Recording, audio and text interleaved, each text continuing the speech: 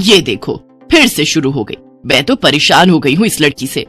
क्या हुआ माँ, क्यों इतना गुस्सा कर रही हो? गुस्सा न करूं तो क्या करूं? हाँ, कब से आवाज लगा रही हूँ लेकिन इन मैडम को एक बार में सुनाई कहाँ देता है। ओहो माँ, आप ही देखो ना मैंने कितना सुंदर डिजाइन बनाया है। बस इसी में ध्यान लगा था मेरा, शायद इसीलिए आपकी आवाज सुनाई नहीं दी होगी। अच्छा बताओ क्या काम है, मैं ये बाद में पूरा कर लूंगी। कुछ काम नहीं, खाने की थाली कब से लगा कर रखी है। अब महारानी को फुर्सत मिल गई हो तो चलकर खा लो। अच्छा खाना खाना है, अब आप शुरू करो, मैं बस 2 मिनट में आऊँ। हाँ हाँ पता है तेरे 2 मिनट। इतना कहकर हिना की माँ सुमित्रा गुस्से में वहाँ से चली गई और फिर खाने की मेज पर। अरे क्या हो गया, इतने गुस्से में क्यों हो भाग्यवान? अब आप ही समझा लीजिए अपनी लाडली को, मेरी तो एक नहीं सुनती। हाँ तो क्या हो गया, तुम पे ही तो गई है। आपको मजाक सूझ रहा है? यहाँ मेरा दिमाग खराब हो रहा है। सारा दिन बस मेहंदी के डिजाइन बनाती रहती है और कोई काम ही नहीं है इसे। इसका मतलब वो सच में तुम पर ही गई है। तुम्हें भी तो मेहंदी लगाने का बड़ा शौक था ना इस उम्र में। हाँ, पर मैं घर का सारा कामकाज निपटाने के बाद ये सब करती थी। अरे ये तो खाना पीना भी छोड़कर बैठी है। सुमित्रा अपने पति सुरेश से हिना की शिकायतें कर ही रही थी कि तभी हिना वहाँ आ गई। क्या बनाया माँ? खुशबू तो बड़ी अच्छी आ रही है। मिल गई तुझे फुर्सत। हाँ माँ, देखो ना मेरा आज का डिजाइन। पापा देखिए ना कैसा है। सच में डिजाइन तो वाकई बढ़िया बनाया है लाडो। ये लाडो बोल बोल कर आपने ही इसका दिमाग खराब करके रखा है। मेरी जान को कितना काम है पता है, ती जा रही है, मगर ये लड़की मेरी बिल्कुल मदद नहीं करती। ओहो, आज सिर्फ खरी खोटी ही सुनाओगी या कुछ खाना भी मिलेगा भाग्यवान? सुरेश की बात सुनकर सुमित्रा की हंसी निकल गई और उसे हंसता देख सभी लोग हंसने लगे। हिना अपने माता पिता की अकेली संतान थी। हिना को बचपन से ही मेहंदी के नए नए डिजाइन बनाने का बड़ा शौक था। वो कागज पर रोज कुछ न कुछ नया बनाने की कोशिश करती और फिर उसे अपने या अपनी माँ के हाथों पर लगाती। हिना के कॉलेज की पढ़ाई भी अब पूरी हो गई थी तो अब उसके लिए रिश्ते आने भी शुरू हो गए थे। अरे सुमित्रा कहाँ हो, जल्दी आओ। क्या हुआ जी? जरा इस फोटो को तो देखो, कैसा है लड़का? दिखने में तो बहुत ही बढ़िया है। हाँ, वो कानपुर वाले फूफा जी है ना, उन्होंने बताया इस लड़के के बारे में। अपनी हिना के लिए कैसा रहेगा? लड़का काम क्या करता है और परिवार में कौन कौन है? फूफा जी बता रहे थे कि कानपुर में इनका अपना कारखाना है, वहाँ ये अपना दोने पत्तल और डिस्पोजल वगैरह बनाते हैं। ये अच्छा पैसा कमा लेता है, फूफा जी की रिश्तेदारी में है। हाँ, पर उससे पहले ये फोटो एक बार हिना को तो दिखा दो, उसे लड़का पसंद आ जाए तभी बात आगे बढ़ानी चाहिए ना। अरे हाँ, ये भी सही कह रही हो। लाडो, ओ लाडो, अरे कहाँ है बिटिया? सुरेश ने फौरन जाकर कमल की फोटो हिना को दिखाई तो हिना को भी कमल पसंद आ गया। उधर कमल को भी हिना पहली ही नजर में भाग गई और इस तरह से कुछ ही दिनों में कमल और हिना की शादी खूब धूमधाम से हो गई। शादी के बाद कमल और हिना अपनी गृहस्थी में बहुत खुश थे। फिर एक शाम। ये क्या लिख रही हो हिना? लिख नहीं रही हूँ, मेहंदी का डिजाइन बना रही हूँ। अच्छा, पर कागज पर क्यों? प्रैक्टिस तो रोज ही करनी होती है ना, तो इसीलिए कागज पर डिजाइन बनाती हूँ। अच्छा, अब जरा दिखाओ तो सही। अरे वाह, ये डिजाइन क्या सच में तुमने बनाया है? हाँ अच्छा है ना। अब मैंने और भी बनाकर रखे हैं, रुकिए मैं भी लेकर आती हूँ। हिना ने अपने बनाए सारे डिजाइन्स कमल को दिखाए जो कमल को बहुत पसंद आए और उसने हिना की खूब तारीफ की। सब कुछ अच्छा चल रहा था और ऐसे ही हंसी खुशी दिन बीत रहे थे। लेकिन फिर एक सुबह। हेलो, क्या हुआ राठी जी, इतनी सुबह सुबह फोन क्यों किया? सर आप जल्दी से आ जाइए, गजब हो गया, अपनी फैक्ट्री में आग लग गई है सर। सब कुछ जल गया सर, कुछ भी नहीं बचा सर, जल्दी आ जाइए आप। फोन पर अपने मैनेजर की बात सुनकर कमल के पैरों तले जमीन खिसक गई। फैक्ट्री पहुंचा तो देखा वाकई फैक्ट्री पूरी तरह से जल रही थी। तभी एक जलती हुई बड़ी सी लकड़ी कमल पर आ गिरी, जिसकी वजह से वो बुरी तरह झुलस गया। उसे फौरन अस्पताल पहुंचाया गया और यहाँ से सब कुछ बदल गया। फैक्ट्री के काम को बढ़ाने के लिए कमल ने हाल ही में कई सारी नई मशीनें लोन पर खरीदी थी। मशीनें तो नहीं बची, लेकिन लोन चुकाने के चक्कर में पहले कमल की गाड़ी बिकी और फिर घर। मजबूर होकर कमल और हिना किराए के मकान में रहने लगे थे। फिलहाल कमल की हालत ऐसी नहीं थी कि वो कोई और काम कर सके। ऐसे में हिना ने घर चलाने का जिम्मा उठाया और वो घर घर जाकर औरतों के हाथों पर मेहंदी लगाने लगी। हालांकि इस काम से उसे बहुत कम पैसे ही मिल पा रहे थे, लेकिन हिना फिर भी पूरी मेहनत कर रही थी। क्या से क्या हो गया ना हिना, मैं किसी काम का नहीं रहा, हम बर्बाद हो गए। मैंने कहा था तुम्हें रानी बनाकर रखूंगा, मगर मेरे रहते हुए भी तुम्हें कितना संघर्ष करना पड़ रहा है। ऐसा क्यों कह रहे हैं आप बिल्कुल चिंता मत कीजिए, देखना धीरे धीरे सब ठीक हो जाएगा। हिना चाहती थी कि वो अपना एक पार्लर खोले, लेकिन फिलहाल ये मुमकिन नहीं था। मेहंदी लगाने का काम भी सीजन पर ही मिल पाता था, तो अब दिक्कत खाने पीने की भी होने लगी। ऐसे में हिना ने एक सेठ के घर मेड का काम करना शुरू कर दिया। और फिर एक दिन, सुन, तुझे कोई मेहंदी वाली पता है क्या? क्यों मैडम? अरे वो तीज आ रही है ना, तो मेहंदी लगवानी थी। हाँ, बाहर इतनी गर्मी है, अब ऐसे में कौन बाहर जाए, तो घर पर ही आकर कोई लगा दे तो बढ़िया रहेगा। अब हाँ मैडम, मैं बहुत अच्छी मेहंदी लगाती हूँ, आप मुझसे लगवा लो। ना ना ना, अगर खराब कर दी तो? तीज की पार्टी है मेरे यहाँ, मेहंदी तो बढ़िया ही लगवानी है मुझे। मैडम आप बिल्कुल चिंता मत कीजिए, और रुकिए, मैं अभी आपको कागज पर मेहंदी का डिजाइन बनाकर दिखाती हूँ, फिर आगे आप ही तय करना। इतना कहकर हिना ने फौरन एक कागज लिया और कुछ ही देर में उस पर एक बहुत ही सुंदर मेहंदी का डिजाइन बना दिया। और फिर, अरे वाह, ये तो सच में बहुत सुंदर है, बिल्कुल नया और बहुत ही खूबसूरत डिजाइन है। अब तो ये डिजाइन मेरे हाथ पर भी सेम टू सेम लगा देगी ना? हाँ मैडम, आप मुझ पर विश्वास कीजिए, मैं बचपन से ये करती आई हूँ। उस दिन हिना ने पूरे मन से अपनी मालकिन के दोनों हाथों पर मेहंदी लगाई। हिना ने जो डिजाइन बनाया था वो एकदम नया था और सुंदर भी। फिर अगले दिन, नमस्ते साहब, वो आपको कुछ? हाँ, मैं तुम्हारा ही इंतजार कर रहा था। ये कल शिवानी के हाथों पर तुम ही ने मेहंदी लगाई थी ना? जी साहब, मैंने ही लगाई थी। अब कोई गलती हो गई क्या मुझसे? नहीं, ऐसी कोई बात नहीं है। बस ये जानना था तुमसे कि मेहंदी का वो डिजाइन कहाँ से देखकर लगाया तुमने? कहीं से नहीं साहब, वो तो मैंने खुद से सोचा था, मैं कभी कहीं से देखकर डिजाइन नहीं बनाती। अच्छा, अगर ऐसा है तो जरा ये कागज और जरा इस पर एक मोर की थीम पर बेस्ड एक डिजाइन बनाकर दिखाओ, पर याद रहे डिजाइन बिल्कुल नया होना चाहिए। जी साहब, बस 2 मिनट दीजिए। हिना ने बस कुछ मिनटों के अंदर वो करके दिखा दिया, जिसे देखकर उसका मालिक साहिल मल्होत्रा हैरान रह गया। वाह, सच में कमाल है ये तो। अब तुमने डिजाइनिंग सीखी है क्या कहीं से? नहीं साहब, सीखी तो नहीं, लेकिन मुझे बचपन से ही शौक है मेहंदी लगाने का, तो बस इसीलिए। समझ गया। देखो हिना, तुम्हारा हुनर लाजवाब है और तुम्हें अपने इस हुनर को ऐसे बेकार नहीं जाने देना चाहिए। जी मतलब? तुम्हें पता है ना, मेरी फैक्ट्री में लेडीज कपड़ों के लिए कपड़ा बनता है, लेकिन काफी समय से मैं परेशान हूँ क्योंकि सूट साड़ियों वगैरह के लिए मेरे पास नए डिजाइन्स की कमी पड़ गई है। लेकिन अब लगता है ये कमी नहीं रहेगी। बोलो, बतौर डिजाइनर मेरे लिए काम करोगी तुम? जी साहब, बिल्कुल करूंगी। ये हिना के लिए सपने के सच होने जैसा था। अब वो काम वाली बाई से एक डिजाइनर बन गई। वो साहिल की फैक्ट्री में बनने वाले कपड़ों के लिए हर रोज नए नए डिजाइन बनाने लगी और इसके बाद साहिल के फैक्ट्री में बनने वाले कपड़े की डिमांड काफी बढ़ गई और इसके चलते हिना को भी उसके काम की बढ़िया सैलरी मिलने लगी। हिना अब अपनी कमाई से न सिर्फ अपना घर खर्च चलाने लगी, बल्कि उसने शहर के बढ़िया डॉक्टर से कमल का इलाज भी कराया, जिससे कमल बहुत जल्दी ठीक हो गया और उसने भी काम करना शुरू कर दिया। पर इस सब में पूरा 1 साल बीत गया और एक बार फिर से तीज का त्योहार आया। देखिए तो कैसी लग रही हूँ मैं? बिल्कुल चांद जैसी लग रही हो। हिना ने नई हरे रंग की साड़ी पहनी हुई थी जो उसने खुद डिजाइन की थी और वाकई वो उसमें बहुत ही सुंदर लग रही थी। हिना, तुम सच में बहुत बहादुर हो। मैं तो उस हादसे के बाद उठकर खड़ा ही नहीं हो पाता, लेकिन तुमने सब कुछ ठीक कर दिया। तीज का ये त्योहार ही इसलिए है जी, मैं आपको कभी कुछ नहीं होने दूंगी।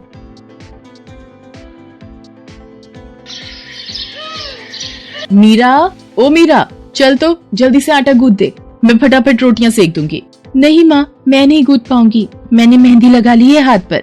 क्या? सुबह सुबह तू फिर मेहंदी लगाकर बैठ गई? बड़ी मक्कार है सच में, काम में मदद ना करनी पड़े इसलिए जब देखो मेहंदी लगाकर बैठ जाती है। चल जल्दी से हाथ धोकर आ मेरे पास, मुझे काम पर जाने के लिए देर हो रही है। माँ बस आज कर लो ना, देखो ना मैंने कितनी मेहनत से कितना सुंदर डिजाइन बनाया है।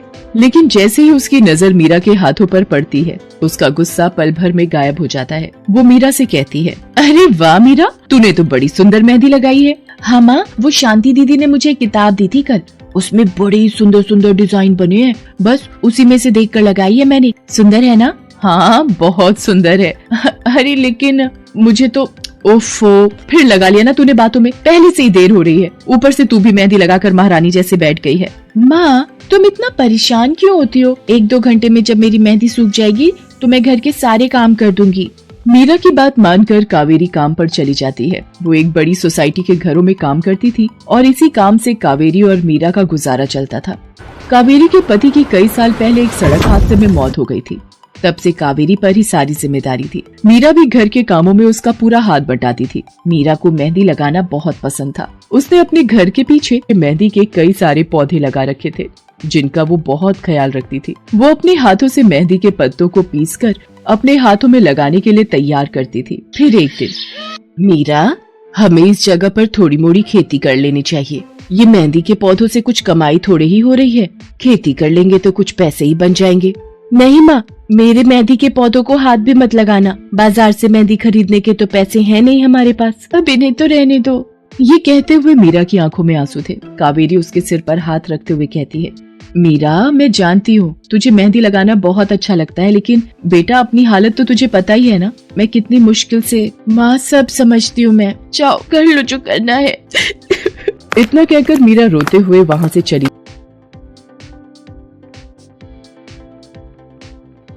जाती है। कावेरी को उसके लिए बुरा लग रहा था। वो मीरा की मेहंदी के पौधों को कुछ नहीं करती। ऐसे ही कई दिन गुजर जाते हैं। ज्यादा काम करने की वजह से कावेरी की तबीयत खराब रहने लगी। वो बहुत जल्दी जल्दी बीमार पड़ने लगी। तो मीरा ने उससे कहा, माँ, तुम रहने दो, तुम्हें बुखार है, रात भर सोई नहीं हो, मैं चली जाती हूँ काम पर। नहीं मीरा, तू कैसे? ना, नहीं, मैं ठीक हूँ, मैं जाती हूँ। कावेरी जैसे ही उठकर चलने की कोशिश करती है, अचानक उसे चक्कर आ जाता है। मीरा उसे सहारा देकर बिस्तर पर लिटा देती है और उससे कहती है, बस माँ, अब तुम आराम करोगी और काम पर अब से मैं जाऊंगी। कावेरी घर पर रहकर आराम तो कर रही थी, लेकिन वास्तव में उसे अच्छे इलाज की भी जरूरत थी, जिसके लिए पैसे थे नहीं। दूसरी तरफ अब हर रोज मीरा काम पर जाती और लौटकर घर के भी सारे काम उसे ही करने पड़ते थे। इस सब में उसे मेहंदी लगाने का बिल्कुल भी वक्त नहीं मिल पाता था। मीरा, कितने दिन हो गए तूने मेहंदी नहीं लगाई? हाँ माँ, बस मन नहीं कर रहा। अच्छा, मेहंदी लगाने का तेरा मन नहीं?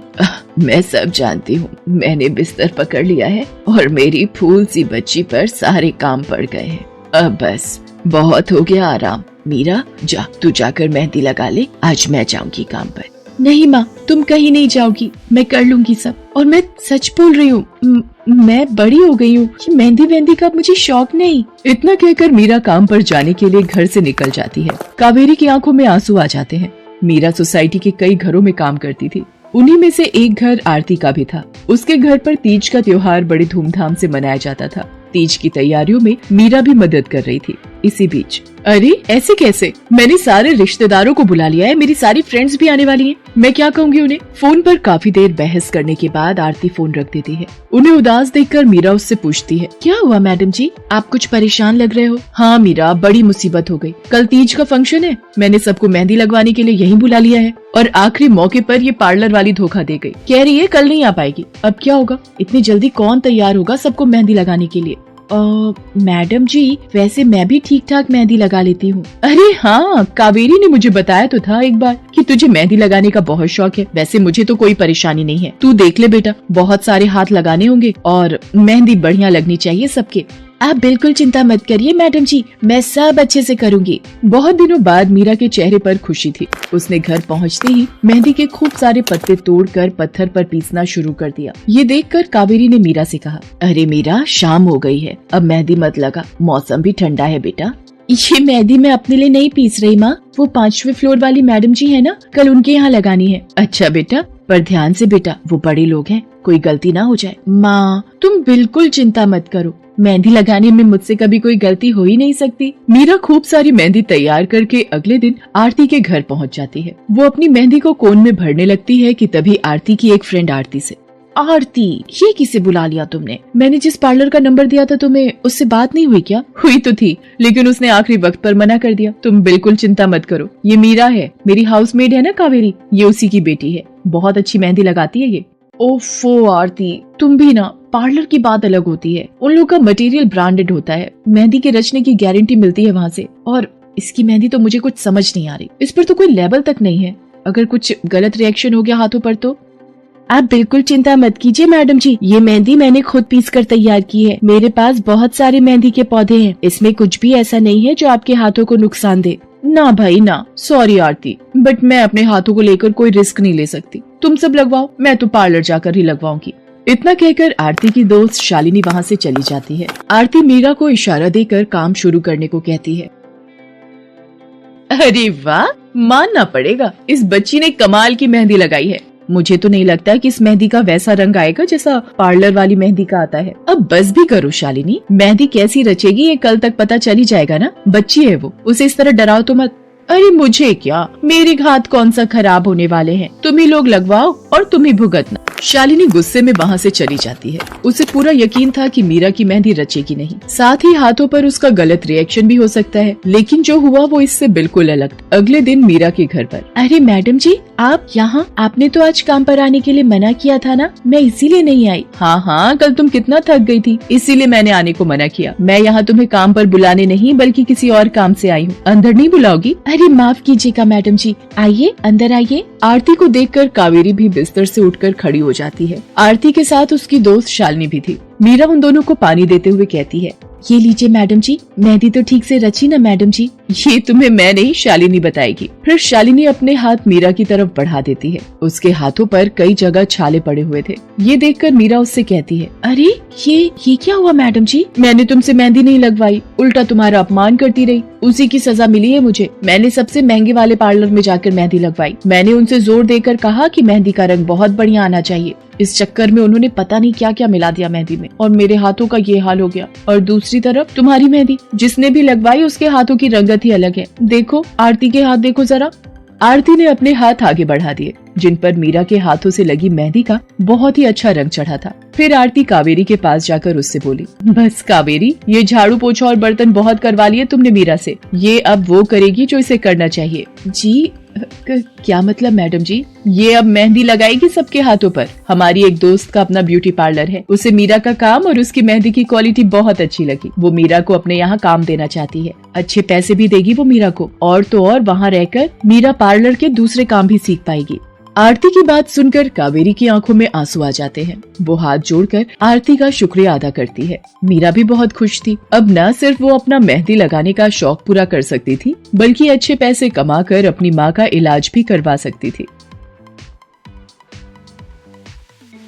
एक समय की बात है, केशवपुर नामक गांव में सरला नाम की एक बूढ़ी विधवा औरत अपने बेटा बहू के साथ रहती थी।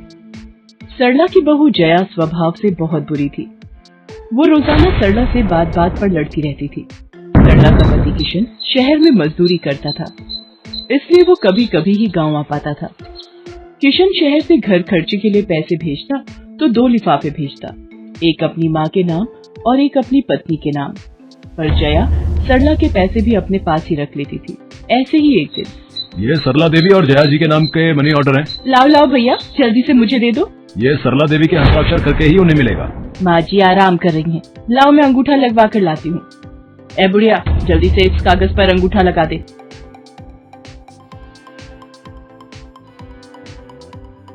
भैया मनी ऑर्डर मुझे दे दो। जया सारे पैसे अपने पास रख लेती है और अपने और बेटे बिट्टू के लिए खाने पीने की चीजें खरीद लाती है। माँ बहुत भूख लगी है।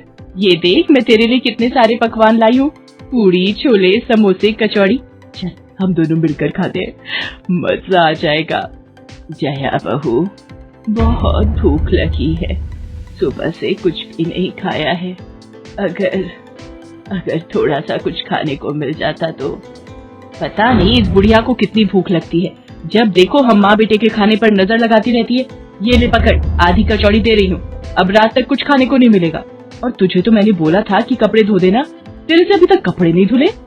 ये कचौड़ी खाकर चुपचाप सारे कपड़े धो देना, नहीं तो मुझसे बुरा कोई नहीं होगा। बेचारी सरला कचौड़ी का एक टुकड़ा खाकर भला क्या पेट भरती। वो फिर से दोबारा काम पर लग जाती है। एक दिन किशन शहर से वापस आने वाला था। जया को पता था कि जब किशन सरला से पूछेगा कि वो उसे पैसे बराबर भेजता है तो उसे मिलते हैं या नहीं। ये बात सोचकर जया थोड़ा घबरा जाती है और वो सरला से कहती है, ओ बुढ़िया, अगर तूने अपने बेटे से कहा कि तुझे उसके भेजे हुए पैसे नहीं मिलते तो मुझसे बुरा कोई नहीं होगा। वो तो एक दिन रहकर चले जाएंगे, उसके बाद जो मैं तेरा हाल करूंगी ना, फिर तू देखती रह जाएगी। इसलिए अपने बेटे के सामने दुखड़े रोने की कोशिश मत करना। नहीं बहू, मैं किशन को कुछ नहीं कहूंगी। माँ मैंने तुम्हें पैसे भेजे थे, वो तुम्हें मिल गए थे ना? अरे आप बिना कैसी बातें करते हो, माँ जी को मैं बराबर से पैसे देती रहती हूँ। माँ जी ये लो गरम गरम पनीर के पकौड़े, आप भी खाओ। किशन 2 दिन रहकर शहर वापस चला जाता है। जया फिर से अपने रूप में आ जाती है। दिन भर सरला काम करके एक दिन चक्की से आटा पिसवा कर लौट रही थी कि अचानक उसे चक्कर आ जाते हैं। रिक्शा में जाती एक लड़की देख लेती है। भैया इन्हें उठाने में मेरी मदद करो, बेचारी पता नहीं कौन है। सुमन, ये तेरे साथ कौन है? ये रास्ते में बेहोश हो गई थी, मैं इन्हें घर ले आई। लगता है इन्हें होश आ गया है। अब कैसा लग रहा है आपको? मैं ठीक हूँ बेटी, तुम्हारा बहुत बहुत शुक्रिया बेटी। माँ जी, आप इतनी भारी आटे की बोरी अकेले ही उठा कर ले जा रही थी, आपके बच्चे या कोई? सरला की आंखों में आंसू आ जाते हैं, वो रो पड़ती है। माँ जी, कोई परेशानी है तो आप हमसे कह सकते हो, मुझे लग रहा है आप बहुत परेशानी में हो। क्या करूँ बेटी, मैं इस जीवन से हार गई हूँ। सरला के दुख का घड़ा फूट जाता है और वो सारा दुख सुमन और बाकी लड़कियों को बताती है। अब इस संसार में जीने की कोई इच्छा नहीं है मेरी। माँ जी, ऐसा मत सोचिए, आप जीवन से यूं निराश मत होइए। अब आप अपनी बहू के पास वापस मत जाना, आप यहाँ हमारे साथ रहो। बेटी, तुम बहुत अच्छी हो, भगवान तुम्हारा भला करे। तुम लोग यहाँ गांव में रहती हो क्या? जी माँ जी, हम मेहंदी वाली हैं। हम लोग मेहंदी लगाने का काम करती हैं और आसपास के गांव और शहरों में मेहंदी लगाने जाती हैं। क्या मैं भी ये काम सीख सकती हूँ? क्यों नहीं, बिल्कुल, और ये तो बहुत अच्छी बात है। हमारे ग्रुप में आप भी जुड़ जाओगे, मैं आपको मेहंदी लगाना सिखाऊंगी। सरला अब उन लड़कियों के साथ ही रहने लगी और कुछ ही समय में वो बहुत अच्छी मेहंदी लगाना सीख गई। इधर जया सरला के कुछ दिन तक वापस न आने से घबरा जाती है। ये बुढ़िया इतने दिनों से कहाँ गायब है, मुझे तो कोई खोज खबर नहीं है। बिट्टू के बापू ने हम सबको अचानक शहर बुलाया है, वहाँ जाकर अब यही बोलना पड़ेगा कि बुढ़िया की तबीयत खराब थी इसलिए नहीं ला सकी। जया बिट्टू को लेकर किशन के पास शहर पहुँचती है। क्या हुआ जया, माँ तुम्हारे साथ नहीं आई? वो माँ जी की तबीयत कुछ ठीक नहीं थी, इसलिए मैंने उन्हें बोला कि वो गांव में ही रहें। बेकार में सफर करती तो उनकी तबीयत और खराब हो जाती। पर तुमने मुझे अचानक क्यों शहर क्यों बुला लिया? अरे वो हमारे सेठ जी की लड़की की शादी है, इसलिए उन्होंने बोला कि कोई ऊपर के कामों के लिए मिल जाए। मैंने सोचा तुम्हें बुला लेता हूँ, और माँ भी थोड़े दिन के लिए मेरे पास रह लेगी। चलो कोई नहीं, मैं तुम्हें मालकिन से मिलवा देता हूँ। देखो किशन, शाम को मेहंदी का समारोह है तो काम अच्छे से निपटाने हैं। जितने भी मेहमान आएंगे उनके स्वागत में कोई कमी ना होने पाए। आप चिंता मत करो मालकिन, सब हो जाएगा। ये मेरी पत्नी है, मैंने इसे गांव से बुला लिया है, ये सब संभाल लेगी। जया मेहंदी समारोह की तैयारियों में काम करवाने लगती है। सब मेहमान आने लगते हैं। रिचा, मेहंदी वाली अभी तक नहीं आई, कितने बजे का टाइम दिया था? मम्मी, मेरी उनसे बात हो गई है, बस कुछ ही देर में आती होंगी। लो वो आ गई। माँ जी, ये यहाँ कैसे? मेहंदी वाली लड़कियों के साथ? माँ यहाँ? जया, तुम तो कह रही थी कि माँ बीमार है और गांव में है, पर माँ मेहंदी वाली लड़कियों के साथ क्या कर रही है? मुझे कुछ समझ नहीं आ रहा। मैं माँ के पास जा रहा हूँ। माँ, तुम यहाँ इन सबके साथ? किशन बेटा, आप मेरे साथ इधर आइए, मैं आपको सब बताती हूँ। ये लड़की इनको सब कुछ बता देगी। शायद आप नहीं जानते हैं, आपकी पत्नी ने आपकी माँ पर बहुत जुल्म किए हैं, इसीलिए ये बेचारी अपना घर छोड़कर हमारे साथ रहने को मजबूर थी। सुमन किशन को सारी सच्चाई बताती है। सरला की आंखों में आंसू आ जाते। किशन सबके साथ जब घर आ जाता है। जया, तुम्हें शर्म आनी चाहिए, तुमने मेरी माँ के साथ इतना बुरा व्यवहार किया। तुम्हारी वजह से मेरी माँ दर दर भटक रही है। अब तुम मेरे साथ एक पल भी नहीं रहोगी। बिट्टू को मैं पाल लूंगा। अभी के अभी अपने मायके निकल जाओ। ऐसा मत कहो, मैं आप लोगों के बिना कैसे रहूंगी? मुझे माफ कर दो, मुझे माफ कर दो, मेरे से गलती हो गई।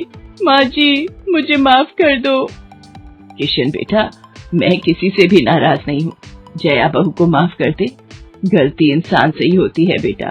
मैंने जया बहू को माफ कर दिया। किशन जी, आप चिंता मत कीजिए, आपकी माँ जी अब हमारे साथ ही काम करेंगी। उस दिन के बाद जया ने अपना व्यवहार बदल लिया। सरला ने मेहंदी लगाना नहीं छोड़ा, वो अपनी मेहंदी लगाने के काम को करती रही। जया को अपनी गलती का एहसास हो गया था, अब वो भी सरला की बहुत देखभाल करती थी। संध्या की बुआ जो कि दिल्ली में रहती थी, वो उसके लिए एक अच्छे घर का रिश्ता लेकर आई थी। देखो भैया, मेरी इतनी जान पहचान तो नहीं है लड़के वालों से, पर इतना जानती हूँ, अड़ोस पड़ोस में कहीं पूछोगे तो लोग अच्छा घर ही बताएंगे। ठीक है सुमन, अगर तुम कहती हो तो लड़के वालों को एक बार बुला लेते हैं। अब संध्या भी लड़के को देख लेगी। संध्या की बुआ लड़के वालों से अपने तरीके से बात कर लेती है और कुछ दिनों बाद संध्या की शादी विपुल नाम के लड़के से हो जाती है। पता नहीं इस काम वाली को छुट्टी लेकर गाँव अभी जाना था, उसे पता था शादी वाला घर है, नई नवेली दुल्हन आएगी तो घर में 100 काम होंगे। फिर भी बिना बताए गांव निकल गई। अब मैं दूसरी काम वाली इतनी जल्दी कहाँ से ढूंढूंगी? राजेश्वरी, एक प्याली चाय दे दो तो बड़ी मेहरबानी होगी। सुबह से एक प्याली चाय भी नहीं मिली है। तुम्हें तो जब देखो चाय पीने की पड़ी रहती है। पता भी है एक बर्तन नहीं है धुला हुआ जिसमें तुम्हारी चाय बना दूं। ढेरों बर्तन रसोई में पड़े हैं झूठे। माँ, मैं कॉलेज जा रही हूँ, तुम मुझे ये मत कहना कि मैं छुट्टी कर लूँ और तुम्हारे साथ घर का काम करवाऊँ। मेरा आज बहुत बड़ा प्रोजेक्ट सबमिट होना है, इसलिए मैं तो कोई काम नहीं कर सकती। ये लो, अब इसे भी अभी कॉलेज जाना था। अब मैं क्या करूं, कुछ समझ नहीं आ रहा। संध्या की सास राजेश्वरी अभी काम वाली को लेकर परेशान हो ही रही थी। तभी संध्या राजेश्वरी की सारी बातें सुन लेती है और रसोई में जाकर बर्तन धोने लगती है। अरे संध्या बहू, तुम ये रसोई में क्या कर रही हो? हटो हटो हटो, ये झूठे बर्तन तुमसे थोड़ी करवाऊंगी। अभी तुम्हारे हाथों की मेहंदी भी नहीं उतरी। माँ जी, आप परेशान मत हो, मैं थोड़ी देर में ही सारा काम निपटा दूंगी। आप अकेले इतना काम नहीं कर पाओ। ठीक है, अगर तुम कहती हो तो मैं कोई और काम कर लेती हूँ। माँ, पड़ोस में किसी से पता करो, शायद कोई और काम वाली मिल जाए। मैंने पूछा था, पर अभी किसी भी काम वाली के पास समय नहीं है। पुलकित काम पर चला जाता है। संध्या सारे घर का काम करती है। अब तो रोजाना ही ऐसा होने लगा। काम वाली तो थी नहीं। संध्या की ननद पूजा सुबह होते ही कॉलेज निकल जाती और सास पैरों में दर्द के बहाने बिस्तर पर आराम करती। संध्या तो मानो घर के कामों में ही उलझ गई। एक शाम, माँ, तुम बिल्कुल सही बहू ढूंढ कर लाई हो। बेचारी गरीब घर की है, इसलिए चुपचाप संस्कारी बहू की तरह घर के काम कर लेती है। अगर कोई पैसे वाले घर की लड़की बहू बनाकर ले आती तो वो पूरे घर को अपने इशारों पर नचाती और तुम और मैं बस बर्तन घिसते रह जाते। तभी तो मैंने इसकी बुआ को शादी के लिए हाँ कह दिया था। मुझे पता है ये गरीब घर की लड़कियां बड़ी सीधी सादी बहुएं साबित होती हैं। अब काम वाली गांव भाग गई। सोच ये ना होती तो कौन काम करता। राजेश्वरी, तुम दोनों माँ बेटी को तो संध्या बहू का शुक्रगुजार होना चाहिए। बेचारी ने आते से ही पूरा घर संभाल लिया। ऐसे ही दिन बीत रहे थे। संध्या सभी घर वालों की देखभाल का पूरा ध्यान रखती थी। एक दिन, क्या हुआ पुलकित बेटा, तुम इतने परेशान क्यों हो? और आज तुम ऑफिस भी नहीं गए? पापा, मेरी नौकरी छूट गई है। कंपनी घाटे में चल रही थी, इसलिए उन्होंने मेरे जैसे बहुत से वर्कर्स को अचानक निकाल दिया। दिमाग खराब हो रहा है, गाड़ी की किश्त भरनी है, घर का लोन भी पूरा नहीं हुआ है, घर का खर्चा, अब सब कुछ कैसे होगा, कुछ समझ में नहीं आ रहा है। पुलकित बेटा, चिंता मत कर, अब कोई ना कोई रास्ता निकल आएगा। ज्यादा होगा तो कुछ दिनों के लिए मैं कोई काम कर लूंगा। पापा, मेरे होते हुए आप काम नहीं करोगे, मैं कुछ सोचता हूँ। पुलकित दूसरी नौकरी को लेकर परेशान था। उसे कोई काम नहीं मिल रहा था। घर में पैसों की तंगी भी शुरू हो गई। पुलकित ने अपनी गाड़ी बेच दी। घर के लोन को लेकर वो परेशान था। 15,000 रुपए की किश्त उसे भरनी थी। तभी, भैया, मेरे कॉलेज की फीस इस बार बहुत लेट हो गई है। मेरा आखिरी साल है, अगले महीने की 5 तारीख तक 12,000 रुपए फीस के भरने हैं। मैं कुछ इंतजाम करता हूँ। ऐसे खाली हाथ पर हाथ रखकर मैं नहीं बैठ सकती, मुझे कुछ सोचना होगा। पता नहीं, हो सकता है किरण ने बात कर ली होगी, पूछती हूँ। हेलो किरण, मैं संध्या बोल रही हूँ। तूने बात की? फिर पार्लर में जगह खाली है क्या? हाँ, मैंने बात कर ली है। 12,000 रुपए महीना देंगी रविता मैम। बोल, तू हाँ बोलती है तो मैं बात कर लेती हूँ। ठीक है, तू हाँ बोल दे, कम से कम कुछ तो पैसे आ जाएंगे। संध्या पुलकित से पार्लर में मेहंदी लगाने की नौकरी की बात करती है। पहले तो वो मना करता है, पर संध्या उसे समझाती है। पुलकित, मैं जानती हूँ आप परेशानी के दौर से गुजर रहे हो। मैंने आपसे शादी के बाद हर सुख दुख में साथ निभाने का वादा किया था और आप परेशान मत हो। मैं घर और बाहर दोनों का काम एक साथ संभाल लूंगी। ठीक है संध्या, तुम कल से पार्लर में नौकरी के लिए जा सकती हो। अगले दिन से संध्या सारे घर के काम के साथ साथ पार्लर भी जाती और वहाँ पर पूरा दिन मेहंदी लगाने का काम करती और शाम के वक्त घर आती। संध्या बहुत मेहनत कर रही थी ताकि वो अपने परिवार की मदद कर सके। संध्या बहुत सुंदर मेहंदी लगाती थी। ये बात उसकी सास को तब पता चली जब उसने पार्लर में काम करना शुरू किया। संध्या को पार्लर में काम करते हुए 1 महीना बीत चुका था।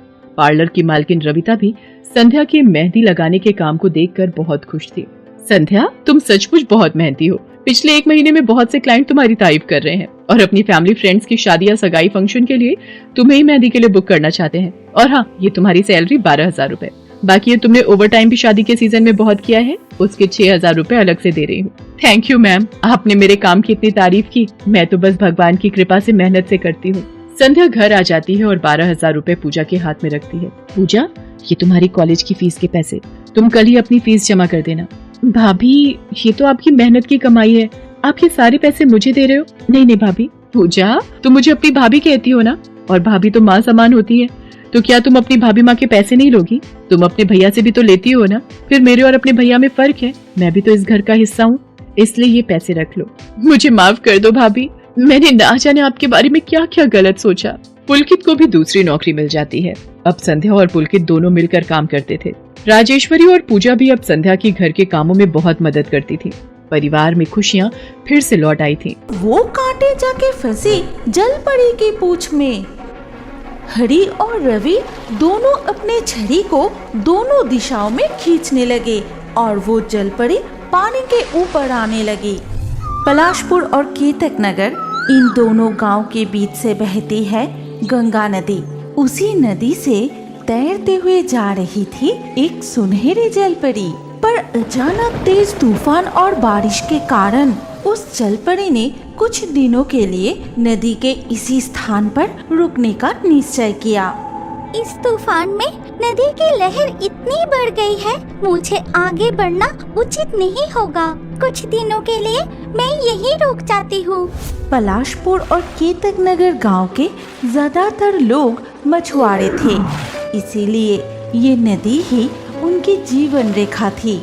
इस नदी में नहाना, बर्तन धोना, कपड़े साफ करना और गांव के गाय और भैंसों को नहलाना सब कुछ होता था। लेकिन नदी के दोनों किनारे पर बसे पलाशपुर और केतक नगर, इन दोनों गांव के लोगों में हमेशा से झगड़ा चलता रहता था और सुनहरी जलपरी नदी के नीच से इन लोगों के सारे झगड़े देखती रहती थी। सावधान कालू, हमारे हिस्से की मछली अगर तू पकड़े ना तो अच्छा नहीं होगा। इस नदी के मछली पर हमारा ज्यादा हक है। हाँ। ये सुनकर कालू बहुत गुस्सा हो गया। वो देखता है कि निताई के कांटे में लगातार मछलियाँ फंस रही है, लेकिन उसके कांटे में अब तक एक भी मछली नहीं फंसी। ये मजाक हो रहा है। मेरे हिस्से के सारे मछली तू पकड़ रहा है। तुम्हारे हिस्से की मछली मतलब? और नहीं तो क्या, नहीं तो तेरे छड़ी में इतनी मछलियाँ कैसे फंस रही है और मुझे अब तक एक भी नहीं मिला। तुम्हें मछली पकड़ना नहीं आता इसीलिए नहीं मिल रहा है। खामोखा इल्जाम लगा रहे हो। क्या कहा तूने? इतनी हिम्मत? मुझे मछली पकड़ना नहीं आता। अरे अरे, इन दो गांव के लोग तो बड़े अजीब हैं। एक दूसरे से ऐसा झगड़ा क्यों करते हैं? बस फिर से झगड़ा शुरू हो गया, जो काफी देर तक चलता रहा। इस